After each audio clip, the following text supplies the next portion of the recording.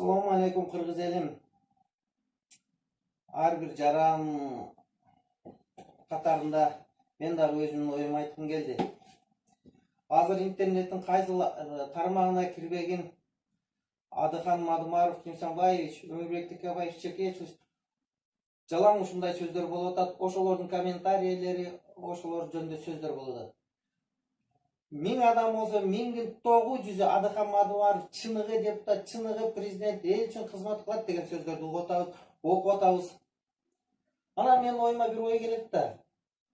Эгерде чыныгы ушул 5 миллион адамдын 4 миллиону Adıkhan Madumаров дей турган болсо, эмне үчүн шайлоодон өтпөй калды? Эмне үчүн президентке жетпей калды? Эмне үчүн голос жетпей калды?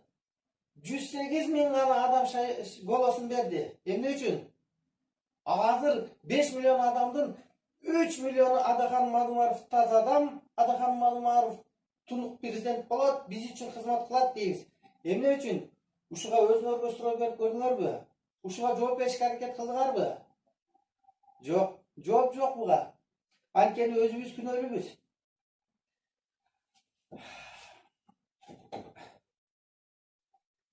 Бул деген силерге мен бунун жообун түшүндүрүшкө аракет кылам.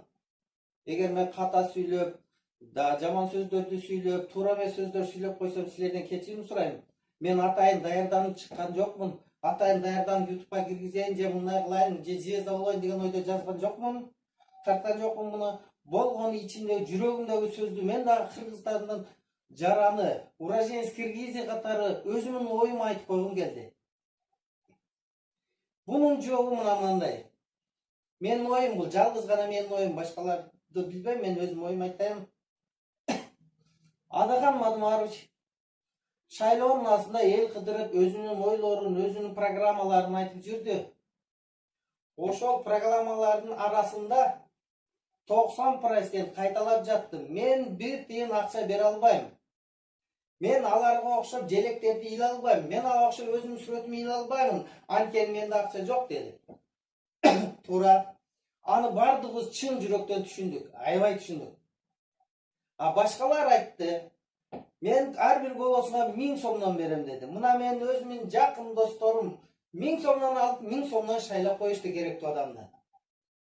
Мен шайлоого катыша албадым, анткени мен да турмуш тиричиликтин айынан азыр Россияда гражданство алып ушул жакта жашап атам. Просто менин жүрөгүм атышат. Мен деле элим сагынам, мен да элиме барып жашагым келет. Но барганда ал жакта эч кандай толк жок, мен үчүн толк жок. Ошондуктан бул эмне үчүн Adıkhan Madumаров өтпөй калганынын себеби, биздин 5 миллион адам болсо 5 миллионун 2 миллиону ГОСТо иштеген адамдар. Бийликте иштеген адамдар. Бир менин акем врач болуп иштесе, бирөөнүн акеси мугалим болуп иштейт, бирөөнүн эжеси медсестра болуп иштейт, бирөөнүкү ГЭСте иштейт, бирөөнүкү пожарный, бирөөнүкү военный. Вот ошолордун үстүнөн үстөмдүк кылды. Эгер силер мону акчаны аласың, муну шайлайсың, шайлабасаң иштен кетесиң деген коркунучтар болду. Эч ким азыркы убакта өзүнүн ишин жоготкусу келбейт. Элдин баары талаалап жумуш издеп жүрсө, мен болсо болгону ушул голосту шайлап коюп, тынч эле өзүм ишимди иштей берсем эмне болот? Айлыгын берип атат, башкасын берип атат. Тем более үстүнө дагы ушул голосум үчүн 1000 сом кошуп берип атат деп туруп шайлап койдук. Себеби алар шайлабай койсо жүрөгү менен иштен алынат, эртеси иштиз калат, бизге окшоп тентиреп дагы Россияларды көздөп жөнөйт. Туурабы? Мага кошуласыңар деген ойдомун. Анткени азыр бизде бардыгы эле бийлик бийлеп калган заман. Adıkhan Madumаровдун ар бир сөзүн, ар бир даже тамгаларын түшүнүшкө аракет кылам. Адам жүрөгүнөн сүйлөйт, жүрөгүнөн. Бизде деле бар, жүрөгүнөн Adıkhan Madumаровду түшүнгөн адамдар бар. Алар болгону менин эсебим боюнча ашып барса 150 миң гана адам экенин мен азыр билдим. Бизде деген 5 миллион адам бар, 5 миллион. Кантип анан биздин тунук адам президент болот? Мейли коркутсун, мейли 1000 сомун бербесин, жүрөгүбүз менен шайлап коюп керектүү адамды иштен айдалып кетеличи. Жок дегенде 3 ай 4 ай ишсиз калабыз. Зато Адыхан Мадумаров президент болгондон кийин оңолот, иштерин табат. Бизге окшоп баягы көчөдө калгандар ишке барат эле, иштүү болуп калат эле, биз өзүбүздүн Кыргызстаныбызда жашайт элек. Жок, биз андай кыла албадык. Баягы айтма, кыргызда жакшы макал бар. Ит үрө берет, кербен жүрө берет. Адыхан Мадумаров сыздады, калып кетти. Ал эми дагы 5 жылдан кийин президент болобу, болбойбу, аны да бир Кудай билет. Анткени азыр бир эле Кыргызстанда эмес, Россияда дагы, башка жерлерде дагы 10 жыл, 15 жыл иштемейинче кетпей турган ал президенттик адатка айланып калды. Мына бизде деле азыр Россияда Путин азыр канча 3-чү жолу ордунда калып атат. Бардык жерде ошондой. А биз азыр кыла албаган нерсени 5 жылдан кийин кыла албайбыз. Кыргыз элим, мен муну ачыгын айтайын, күйгөнүмөн айтып атам. Мага ни холодно, ни жарко деп деле койсом болот. Мен уже бияктан гражданство алып бул жакта жашап калдым. Бирок менин жүрөгүмдө Кыргызстан деген жазуу бар да. Мен унута албайм. Мен ошол жерде чоңоюп, төрөлүп, ошол жерде чоңоюп, ошол жерде менин киндик каным калган. Сагынам мен элиме. Күндөй уйкудан турганда Кыргызстанга кетким келет. Но айла жок, барып эмне жумуш кылам? Барып мен ошол адамдардай 1000 сом алып, анан ишиме козголбойн деп шайлап, мен андай кыла албайм. Анткени мен анча төрөлгөн эмесмин. Лучше мен иши жок ушинтип Россияда жүрөйүн иштеп, бирөөнүн гражданствосын алып, бирөөлөргө кул болуп иштегеним жакшы. Чем өзүмүн эркими саткандан көрө мен ушинтип жүргөнүм артык.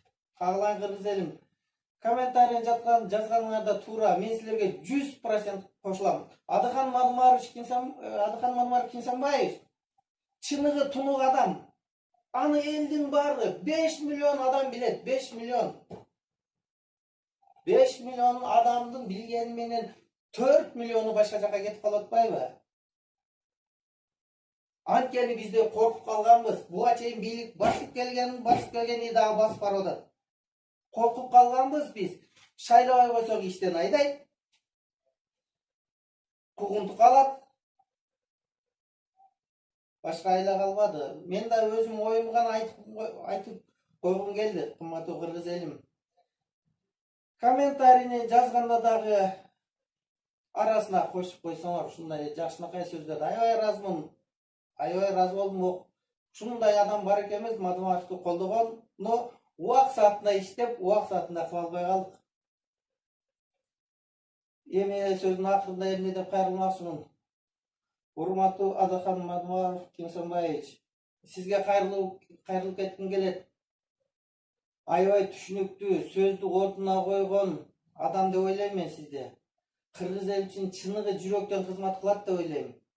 Но айла жок, эмне кылабыз? Сыздап жүрөбүз ушул убакка чейин. Сиз деле сыздап келип атасыз. Мына сиздин үстүңүздөн жакшынакай комментарийлерди окуп атам. А убагында иштегенде эмне кылып койдуң? Ушул убакка чейин сен эмне кылып койдуң деп. Ал адамдар түшүнбөйт. 100 адамдын 120 депутаттын арасынан бир депутаттын колунан эчтеке келбешин түшүнгөн жок алар. Андай сөздөргө көңүл бурбаңыз. Мына көрүп атасыз, канча адам сизди колдоп атат. Кудай буйруп насип кылса, кийинки шайлоодо өтүп кетишиңизге тилектешпиз. Биз дагы гражданство алганыбыз менен жүрөгүбүз Кыргызстан деп согот. Саламатта болуңуз, кыргыз элим, саламатта болгула. Баарыңарга ийгилик. Кудай уруш талаштан сактасын. Көтөрүлүштү койгула айланайындар. Эң жакшысы тынччылык жол менен чечүүгө аракет кылгыла. Биз дагы сырттан карап турсак дагы силер үчүн ичибиз сыздайт. Саламатта болуңуз.